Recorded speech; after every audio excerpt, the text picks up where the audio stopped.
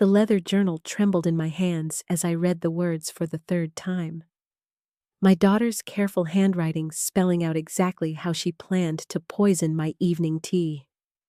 My knees buckled, and I gripped the edge of her desk, knocking over a ceramic pencil holder that shattered across the hardwood floor. The fragments scattered like my understanding of the past 17 years. Hey there, beautiful souls. I appreciate you taking the time to listen to my story today. I am curious, what part of the world are you tuning in from? Drop your city in the comments below. All right, let us dive into what happened to me. I had entered her room to return a sweater I borrowed, nothing more. The diary sat open on her unmade bed, purple ink gleaming in the afternoon sunlight streaming through her window. My eyes caught my own name in that distinctive script, and curiosity pulled me closer before conscience could intervene. Now I stood frozen, watching dust particles dance in the light while my brain struggled to process what I had discovered. The entry was dated 2 days ago. Methodical notes detailed dosages, timing, symptoms I would experience. She had researched antifreeze poisoning with the thoroughness of a medical student. My stomach lurched as I flipped back through earlier pages, finding weeks of planning, of rage distilled into careful preparation. Each page revealed a hatred I never suspected existed beneath our morning conversations over coffee, our shared laughter at sitcom reruns. My phone buzzed in my pocket, making me jump. I pulled it out with shaking fingers. A text from her lit up the screen. Coming home early, can you make tea? The journal slipped from my grip, landing face down on the carpet. I pressed my palm against my chest, feeling my heart hammer against my ribs. Every muscle in my body screamed at me to run, to call the police, to confront the daughter I thought I knew. Instead, I stood paralyzed in her room, surrounded by her volleyball trophies and academic awards, by the stuffed animals I had won for her at state fairs. I forced myself to move, bending down to retrieve the diary. My hands left sweat marks on the leather cover. The pages detailed not just the method, but the motive, a twisted narrative about insurance money, about freedom, about resentment that had festered since her father died 3 years ago.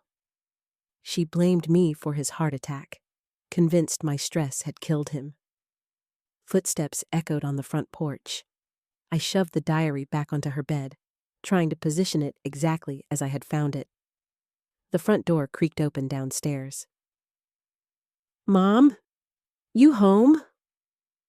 Her voice sounded so normal, so much like the little girl who used to read me bedtime stories in reverse, making me laugh until my sides ached. I backed toward her bedroom door, my hip colliding with her dresser. A framed photo toppled, the two of us at her high school graduation, my arm around her shoulders, both of us beaming at the camera. I caught it before it hit the floor and set it upright with trembling fingers. My reflection stared back at me from her vanity mirror. 57 years old, gray streaking through my braids, eyes wide with the knowledge that my only child wanted me dead. The woman looking back at me appeared decades older than she had that morning. Mom, where are you? I swallowed hard and stepped into the hallway, pulling her door closed behind me. She stood at the bottom of the stairs, backpack slung over one shoulder, her face tilted up toward me with what looked like genuine affection. My throat constricted. Just putting away laundry, I managed, descending the stairs on legs that felt disconnected from my body. She smiled, that same crooked grin she had inherited from her father. Want me to start the kettle? I nodded, not trusting my voice. She moved past me toward the kitchen, and I caught the scent of her lavender shampoo, the same brand I had bought her since middle school. My stomach twisted.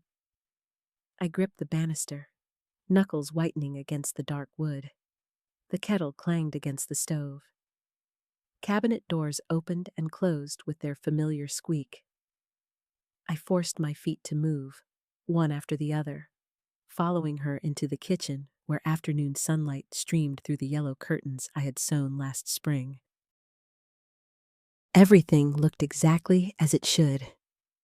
The ceramic rooster collection on the windowsill, the African violet blooming in its terracotta pot, the photograph of 3 generations of women on the refrigerator, my mother, me, and my daughter, all with the same high cheekbones and deep-set eyes. She pulled down 2 mugs, setting them on the counter with a soft clink. Her movements were fluid, relaxed. She hummed something under her breath, a melody I recognized from her childhood. My hands started shaking again. I clasped them behind my back, pressing my spine against the doorframe. "How was campus?" The words scraped out of my throat. "Exhausting." She reached for the tea bags, her back still to me. Professor Chen kept us 40 minutes late debating ethics in medical research. The irony burned through my chest like acid. I watched her shoulders move beneath her university sweatshirt, watched her tuck a strand of black hair behind her ear with those long, elegant fingers. "Pianist's fingers," her father used to say. Those same fingers had written about crushing pills into my evening tea. Steam began rising from the kettle. I counted my heartbeats, rapid, irregular. The diary pages flashed through my mind in vivid detail. The dates, the methods, the cold, clinical way she had outlined each possibility like a research paper. Pushed down the stairs during my morning walk. Carbon monoxide while I slept. An allergic reaction to shellfish that would look accidental. The kettle shrieked. She lifted it from the burner and poured boiling water into both mugs. The chamomile scent filled the kitchen. My favorite. She knew that. She knew everything about me. Every routine, every vulnerability, every moment when I would be alone and defenseless. "Here." She turned, extending one mug toward me with a smile. I stared at the steaming liquid. My fingers wouldn't move to accept it. She tilted her head, smile faltering slightly, and took a step closer. The mug hovered between us, wisps of steam curling upward. "Mom, you okay?" My throat closed completely. I looked into her eyes, brown like her father's, warm and concerned. Loving, even. The same eyes that had gazed up at me when she was 3 and announced she would protect me from monsters. My daughter. My baby girl. The person who now wanted me dead. The mug slipped from her fingers. I had knocked it away. My arm moving on pure instinct, a sharp sideways swing that sent the ceramic flying. It shattered against the kitchen island, chamomile tea spraying across the white cabinets in dark, spreading stains. Shards scattered across the tile floor like broken teeth. She jumped back, eyes wide. Her mouth opened, but no sound came out. I stood there, chest heaving, my hand still raised between us like a barrier. The sweet smell of chamomile mixed with something acrid, my own fear sweat, sharp and metallic. "I'm not drinking that." The words came out strangled, barely recognizable as my voice. Her face shifted through confusion, hurt, then something else. Something I couldn't read. She bent down slowly, reaching for the larger pieces of ceramic. Her hands trembled as she picked them up, setting them carefully on the counter. I watched those pianist's fingers handle each jagged edge with precision. "I don't understand." Her voice was soft, measured. "What's wrong with the tea?" My back pressed against the refrigerator. The metal handle dug into my spine, grounding me. I watched her move around the kitchen, collecting pieces, mopping up the liquid with paper towels. Every motion deliberate, controlled. She didn't look at me. The diary was still upstairs in my bedroom, hidden beneath my mattress where I had shoved it an hour ago. Those pages, those terrible, detailed pages in her distinctive handwriting, the letters slanting slightly left, the way she dotted her I's with perfect circles. I had memorized entire passages. March 15th. Mother takes her blood pressure medication at 8 p.m., easily confused with other pills. April 2nd. The basement stairs have no railing on the left side. She straightened up, arms full of dripping paper towels, and turned to the trash can. Her profile caught the overhead light, the curve of her cheek, the set of her jaw. My daughter, 23 years old, a biology major with a 4.0 GPA and plans for medical school. I had carried her for 9 months, nursed her through chicken pox and heartbreak and anxiety attacks during finals week.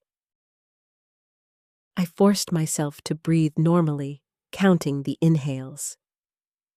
4 seconds in, 4 seconds out.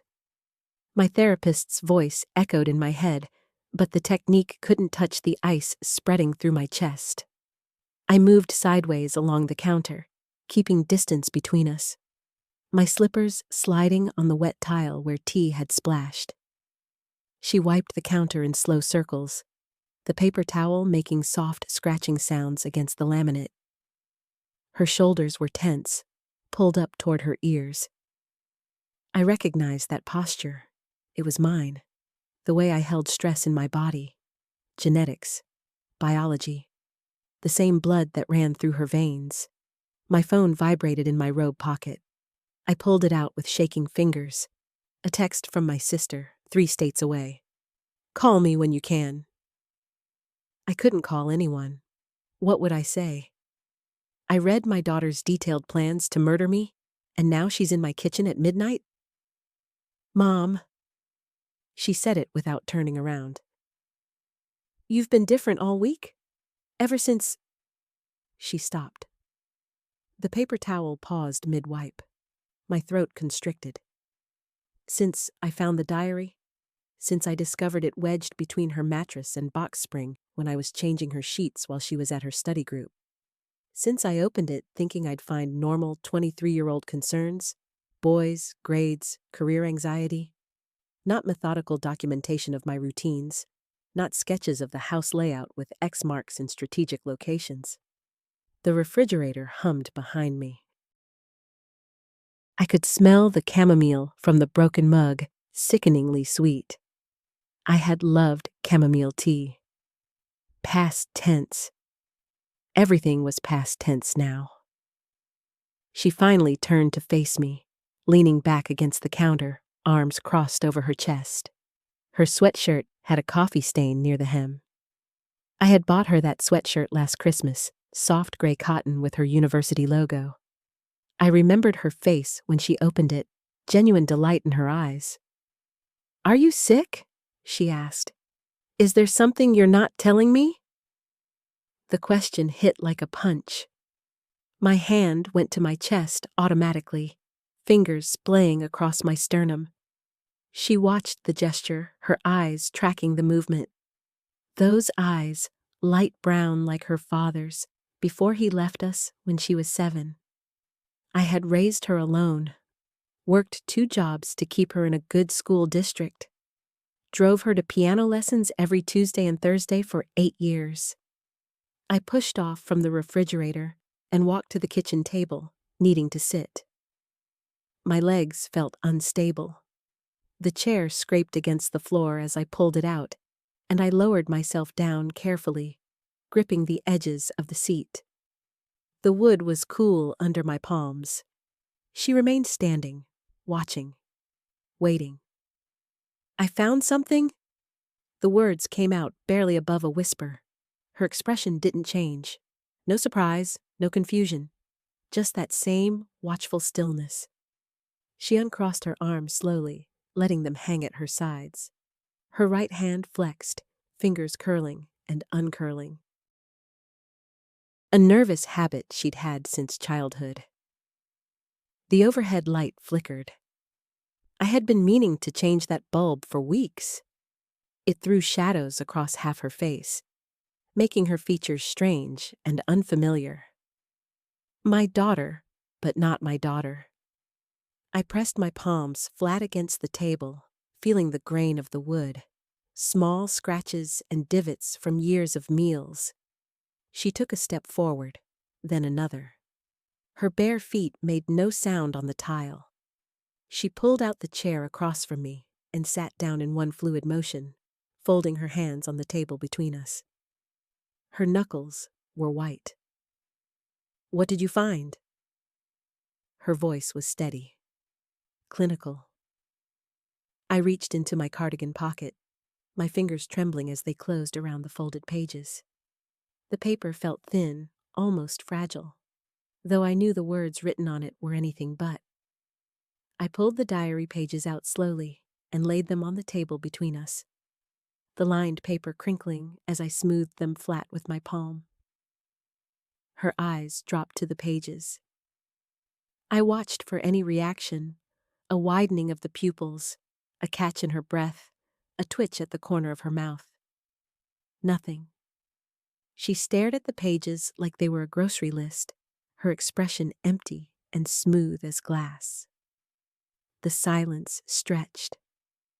I could hear the refrigerator humming, the tick of the wall clock above the sink, the distant sound of a car passing on the street outside. My heartbeat thudded in my ears, too fast, too loud. She reached forward with both hands and pulled the pages toward her, rotating them so the writing faced her properly. Her eyes moved across the lines. I had memorized every word in the 3 hours since I'd found them tucked inside her bedroom closet, fallen behind a stack of sweaters. The careful planning, the timeline, the method she'd chosen. Slow poisoning, something that would look like natural causes. A heart attack or stroke. Something believable for a 57-year-old woman who'd worked herself ragged for decades. My throat tightened. I forced myself to breathe through my nose, slow and steady. My hands were still flat on the table, and I noticed they were shaking. I pressed them harder against the wood, trying to stop the tremor.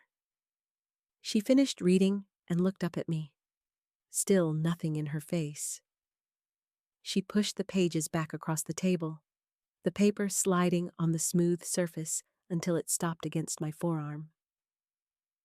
"So you know." Her voice was matter-of-fact, as if we were discussing the weather. I jerked back from the table, my chair scraping harshly against the floor. The sound was too loud in the quiet kitchen. I stood up fast, my hip bumping the table edge, pain flaring bright and hot. I backed away toward the counter, needing distance, needing space between us. She stood too, mirroring my movement but not advancing. She simply rose from her chair and stood there, hands at her sides, watching me with those calm, patient eyes. "Why?" The word came out strangled, barely recognizable as my own voice. She tilted her head slightly to the left, considering. Her hair fell across one shoulder, and she reached up to push it back behind her ear.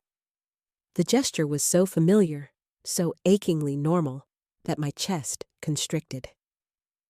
"The insurance policy," she said simply. "The house. Everything you've saved. I need it now, not 20 years from now." My hand found the counter edge behind me, gripping it for support. The laminate felt cold and slick under my sweating palm. I thought of the life insurance policy I'd taken out 5 years ago, when my company offered it at a discounted rate. $200,000. Enough to cover funeral expenses with plenty left over. I had listed her as the sole beneficiary without a second thought. She took a step forward. I shifted sideways along the counter, maintaining the distance between us. My foot kicked something, the trash can, and it tilted, plastic rattling against tile. I caught it with my shin, steadied it, my eyes never leaving her face. "You're not well," I said, forcing the words through numb lips. "We can get you help. We can—" "I'm perfectly well." She moved again, angling toward the kitchen doorway, cutting off my exit path.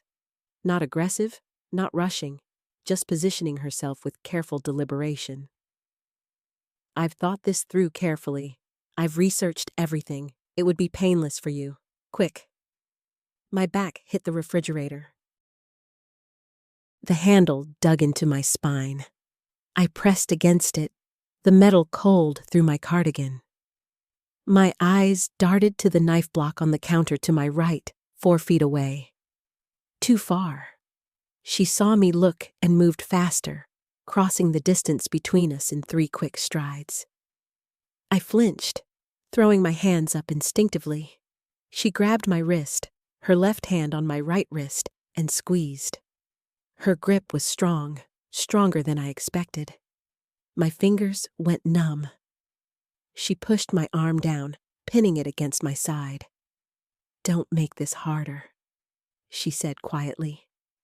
I drove my left elbow up and back, aiming for her face. The blow connected with something, her cheekbone or temple, and her head snapped to the side. Her grip on my wrist loosened.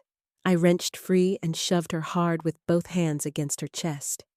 She stumbled backward 2 steps, catching herself against the table. Her hand went to her face where I'd struck her. When she pulled it away, I saw the red mark already forming on her cheek. She looked at me with something new in her eyes now. Not anger, interest. I lunged for the doorway, my socks sliding on the linoleum. My daughter moved faster. She caught me by my cardigan, yanking me backward with enough force that the fabric tore at the shoulder seam. The ripping sound was loud in the kitchen. I twisted, trying to break free, but she had a fistful of material and wasn't letting go. My hip slammed into the corner of the kitchen table. White-hot pain exploded through my pelvis, shooting down my leg. I gasped, my knee buckling. She used my momentum against me, shoving me forward. My palms hit the table surface, scattering the salt and pepper shakers. They clattered to the floor, glass shattering. I kicked backward blindly. My heel connected with something solid. Her shin, maybe her knee. She grunted, her grip loosening for just a second. I pushed off the table and ran, ignoring the stabbing pain in my hip. 3 steps toward the hallway. 4. My injured leg dragged, slowing me down. She tackled me from behind. We went down hard on the kitchen floor. My chin cracked against the tiles, teeth clicking together. I tasted blood. Her weight pressed into my back, driving the air from my lungs.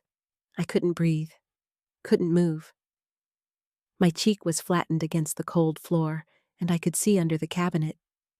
Dust bunnies, and a lost pen cap, and a dead cockroach. "Stop fighting," she said above me, her voice still eerily calm. Her knee dug into my spine between my shoulder blades. I bucked, arching my back, trying to throw her off. She was lighter than me but positioned perfectly to pin me down. My arms were trapped beneath me. I turned my head, gasping for air, and saw the broken glass from the pepper shaker inches from my face. Sharp fragments glinting in the overhead light. My right arm was partially free. I stretched my fingers, straining, reaching for the largest shard. The edges cut into my fingertips. Blood made the glass slippery. I got my hand around it anyway, gripping hard despite the pain lancing through my palm. She grabbed my hair, yanking my head back. My neck arched at a painful angle. Tears sprang to my eyes from the pulling sensation on my scalp. I swung the glass shard backward over my shoulder, slashing blindly. The jagged edge caught something. She screamed, an actual scream this time, high and sharp. Her weight lifted off me. I rolled over, scrambling backward on my elbows. She was clutching her forearm, blood seeping between her fingers. The cut looked deep. Her eyes were wide now, shocked. The calm mask had cracked. I crawled toward the hallway, my hips screaming with each movement. Behind me, I heard her breathing, fast and ragged. Heard her footsteps. She was still coming. I grabbed the doorframe and hauled myself up, putting weight on my good leg. The injured hip threatened to give out. I limped forward, past the stairs, heading for the front door. She caught me again in the foyer. Her bloody hand grabbed my shoulder, spinning me around. We were face to face now, both breathing hard. Blood dripped from her arm onto the hardwood floor, dark droplets splattering in a pattern. Her cheek was swollen where I'd elbowed her. She looked feral, nothing like the daughter I knew. "Why are you making me do this?" Her voice cracked. "It's supposed to be clean, easy." I drove my fist into her stomach. She doubled over, wheezing. I brought my knee up into her face. Felt the crunch of cartilage.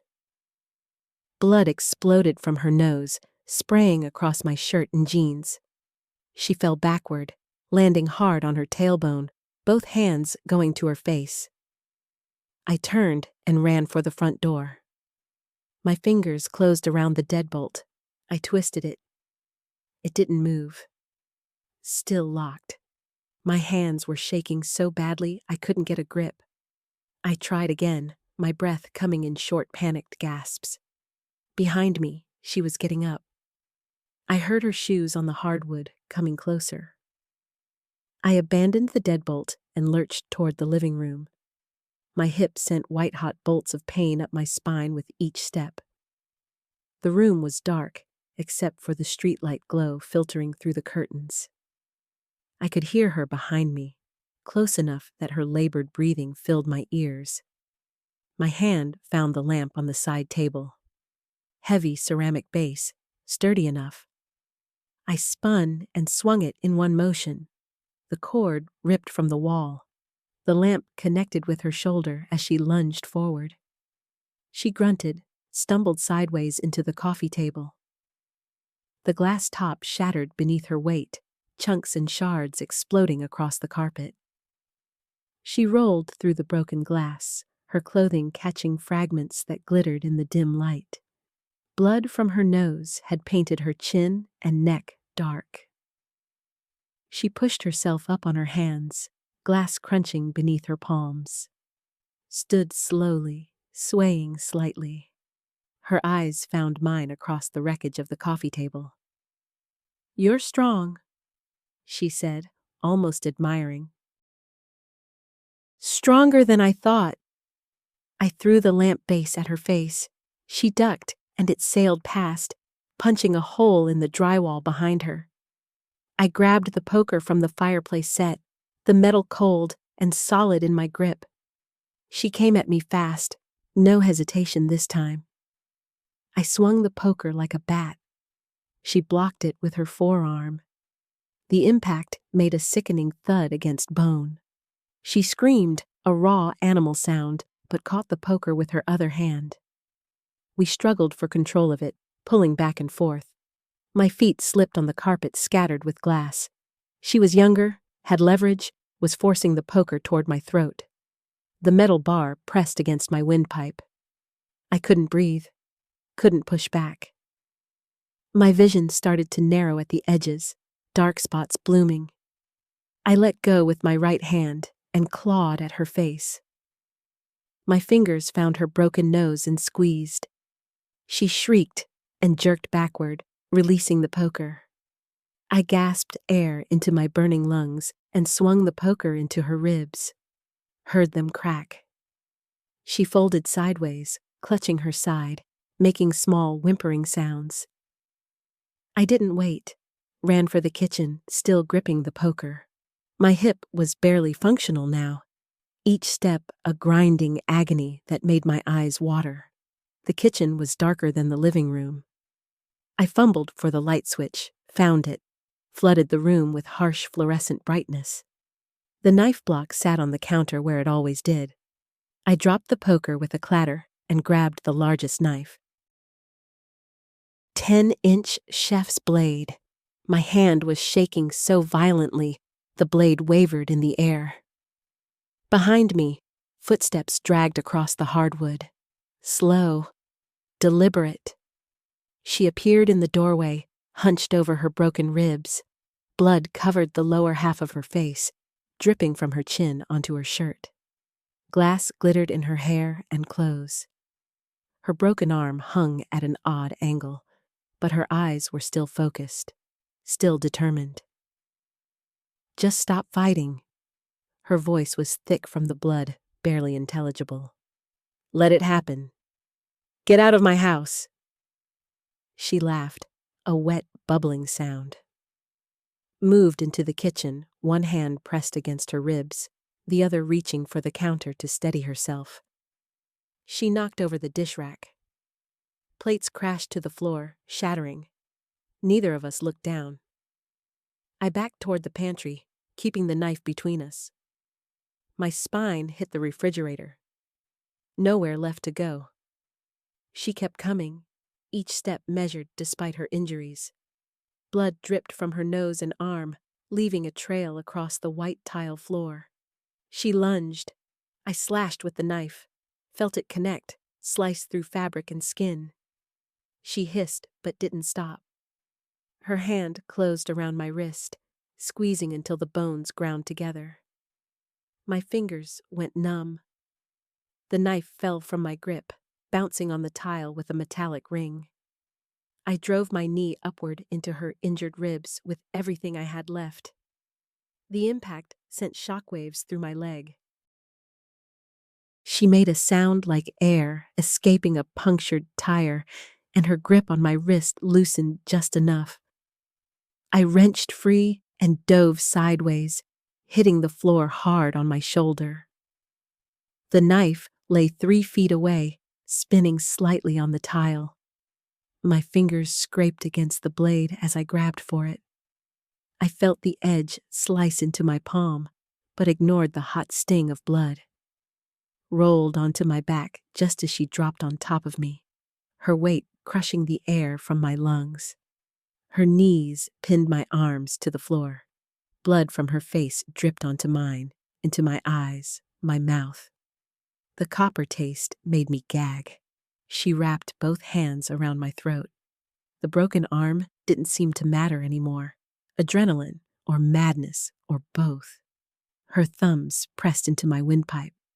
I bucked and thrashed, but couldn't move her. The kitchen ceiling blurred above me. White tiles became gray, then darker. My lungs screamed for air that wouldn't come. The knife handle was still in my hand. I couldn't lift my arms, but I could twist my wrist. I angled the blade upward and thrust with everything I had. Felt resistance, then the sickening give as it sank into soft tissue. Her hands jerked away from my throat. She made a choking sound and fell sideways off me. I sucked in air that burned like fire down my throat. Rolled away from her, gasping, coughing. My vision slowly cleared. She was on her side next to me, both hands clutched around the knife handle protruding from her abdomen. Dark blood pooled beneath her, spreading across the white tile in a widening circle. Her legs kicked weakly, heels scraping against the floor. I pushed myself up onto my hands and knees. Every muscle shook. My right hand was slick with blood from the cut on my palm. I couldn't tell what was mine and what was hers anymore. The whole kitchen floor was painted with it. Red footprints and handprints and long smears where we'd fought. She was trying to pull the knife out. Her fingers kept slipping on the blood-soaked handle. Her breathing came in short, wet gasps. I crawled backward until I hit the kitchen island, then used it to pull myself to my feet. My legs barely held me. "Help me." Her voice was a whisper now, all the earlier confidence gone. "Please." I grabbed my phone from where it had fallen near the sink. My hands were shaking so badly it took 3 tries to unlock it. I dialed 911 and pressed the phone to my ear with my shoulder while I wrapped a dish towel around my bleeding palm.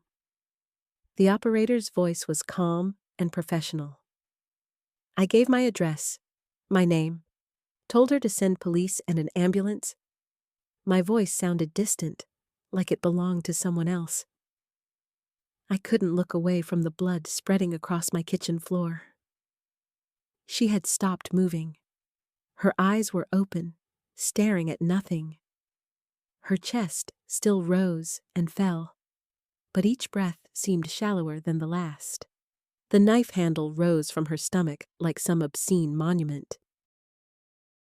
I dropped the phone onto the counter and moved toward her without thinking. My legs felt disconnected from my body, but they carried me across the blood-slicked tiles. I knelt beside her and pressed my hands against the wound, avoiding the knife still embedded in her flesh. The blood was hot, pulsing between my fingers with each weak heartbeat. Her eyes found mine. Recognition flickered there, then something else. Fear.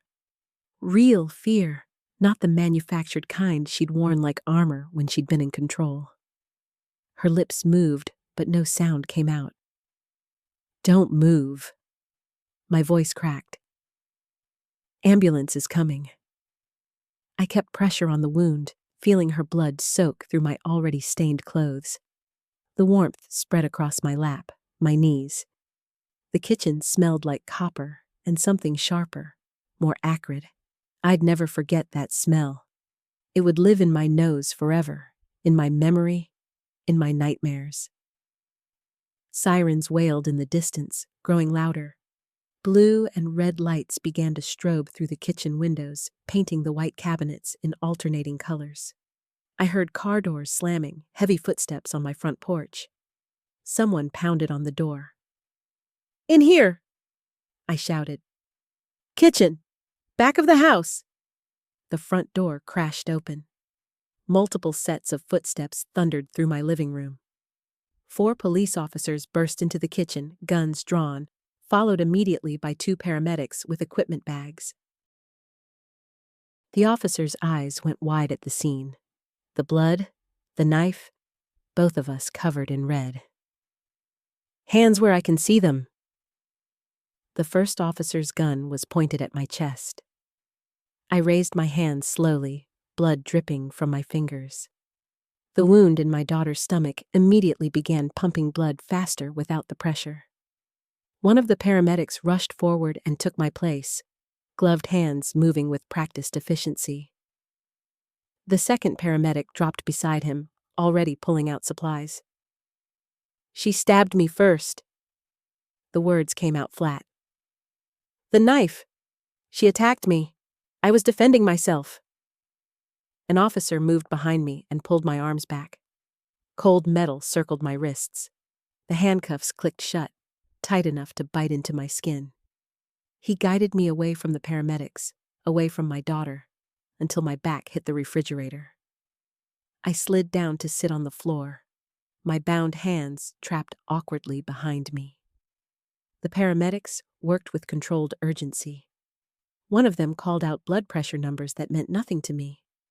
The other started an IV line, clear fluid running into her arm. They cut away her shirt, exposing the full extent of the damage. The knife was still there, and they didn't remove it. I remembered something about that from a TV show once. Leave it in until surgery, or the bleeding gets worse. More people arrived. Someone was taking photographs of the kitchen, bright flashes that made me squint. Another officer found the diary on the table and carefully picked it up with gloved hands, flipping through the pages.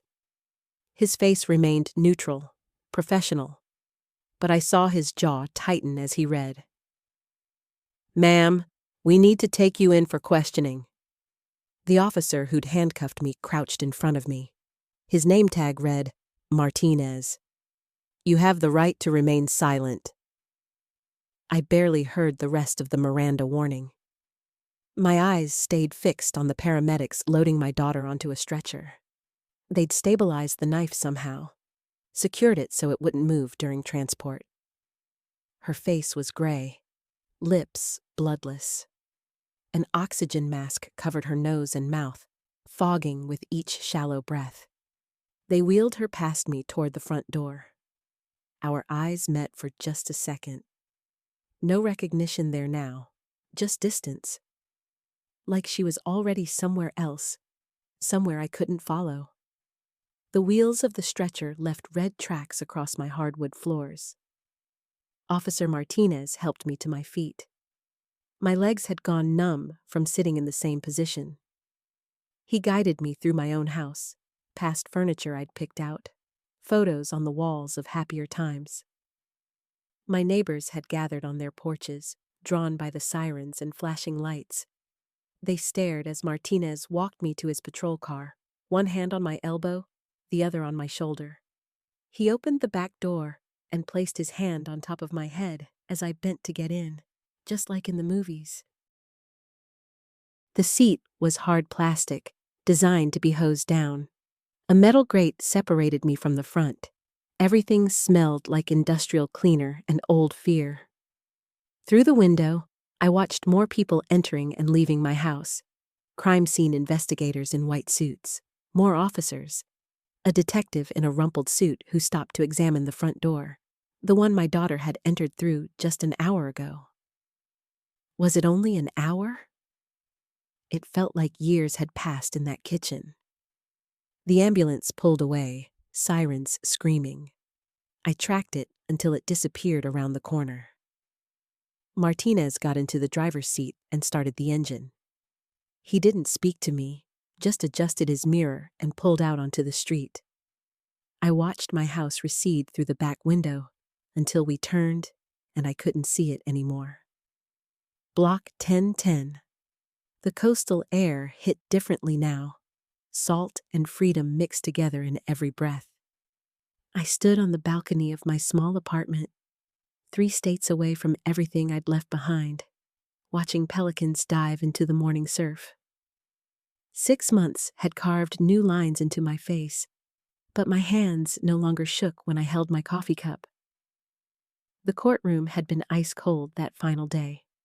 I'd sat perfectly still while the judge reviewed the psychiatric evaluations, the diary entries, the knife still in evidence bags. My daughter had been committed to a secure facility indefinitely. The gallery had been full of faces I'd known my whole life, all of them watching me with a mixture of pity and suspicion. The prosecutor had recommended leniency given the circumstances. The defense had painted me as a victim. Everyone had an opinion about what I should feel. I'd sold the house within 3 weeks, couldn't stand another night in those rooms, couldn't walk past that kitchen without seeing the pattern of blood on linoleum. A young couple with a baby had bought it, completely oblivious to what had happened there. Fresh start for them. The real estate agent had assured me disclosure laws didn't require mentioning attempted murder. I'd taken the check and driven west without looking back. My therapist's office occupied the ground floor of a converted beach house 2 blocks from where I now lived. Dr. Chen saw me twice a week, sometimes more when the nightmares got bad. She never pushed, never demanded I process faster than I could manage. We'd spent the first month just sitting in silence while I learned to breathe properly again. She'd taught me that healing wasn't linear, that some days I'd feel strong, and others I'd wake up checking the locks 5 times before dawn.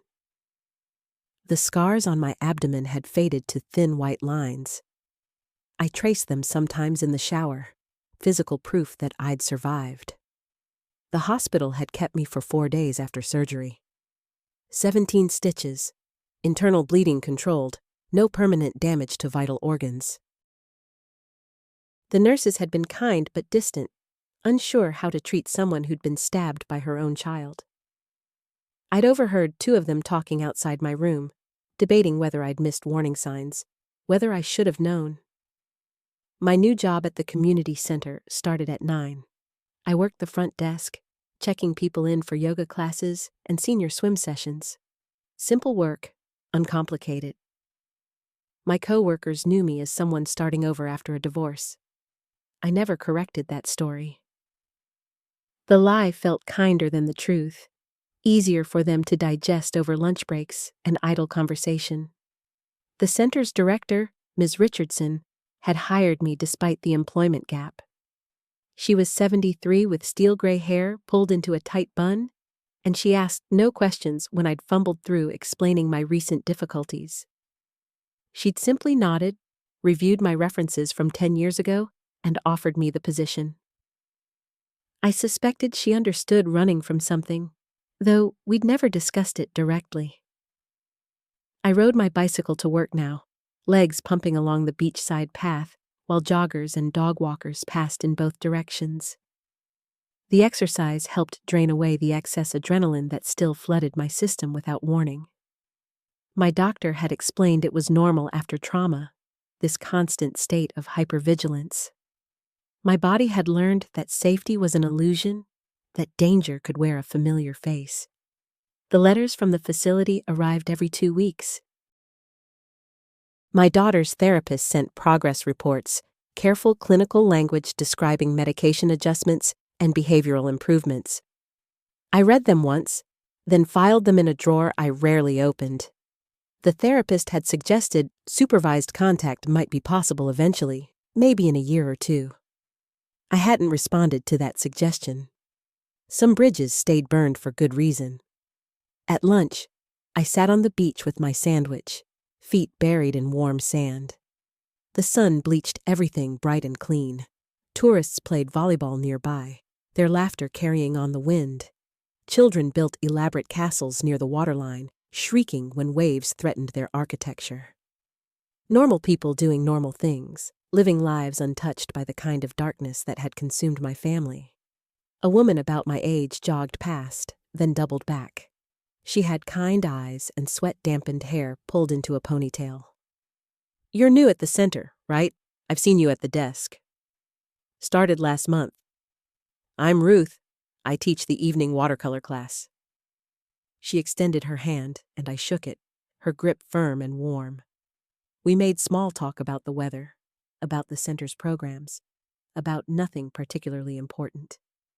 She jogged away after a few minutes, calling back that I should stop by her class sometime. I watched her disappear down the beach, surprised by how normal the interaction had felt.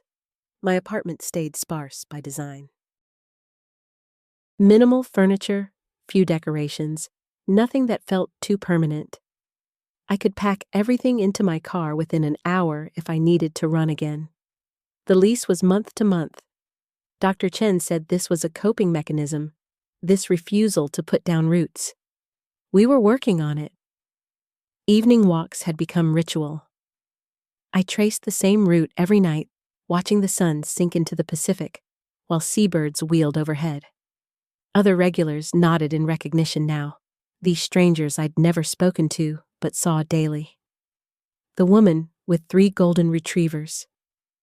The elderly man who collected shells. The teenage couple who sat on the same bench every evening, wrapped around each other like they'd discovered something the rest of the world had missed. Sleep came easier now, though I still woke sometimes around 3, convinced I'd heard footsteps in my apartment. I'd lie there in the dark, heart racing, waiting for my rational brain to override the animal panic. The locks were good, the door was solid. I was 3 states away and safe. Eventually, my pulse would slow and I'd drift back into uneasy dreams.